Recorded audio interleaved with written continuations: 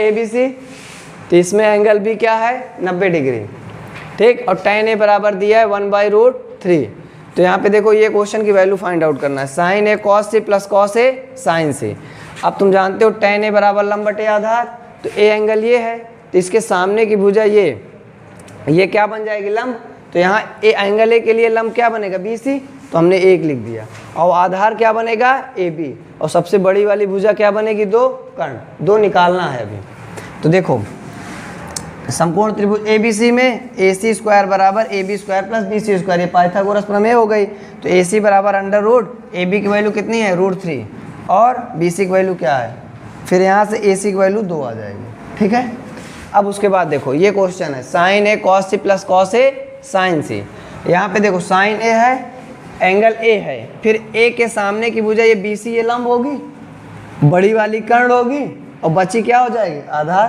तो sin A के लिए लंब क्या BC, और कर्ण क्या हो जाएगी AC। और cos c के लिए अब देखो, अब cos c ये एंगल C है, इसके सामने वाली भुजा ये लंब बनेगी, क्या बनेगी AB। तो आधार क्या बचेगा BC, तो BC और बटे AC, आधार बटे कर्ण, cos बराबर होता है ना आधार बटे कर्ण, प्लस cos A। अब देखो एंगल A यहाँ है, तो इसके सामने एक भुजा ये लंब बनेगी, और बची हुई क्या है AB, ये आधार, और आधार बटे कर्ण, तो AB बटे AC।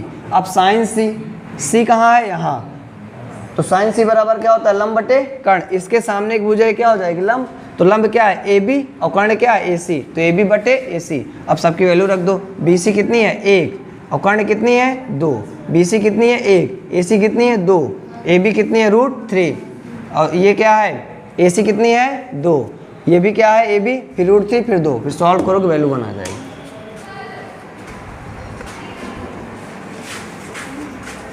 ऑपरेटर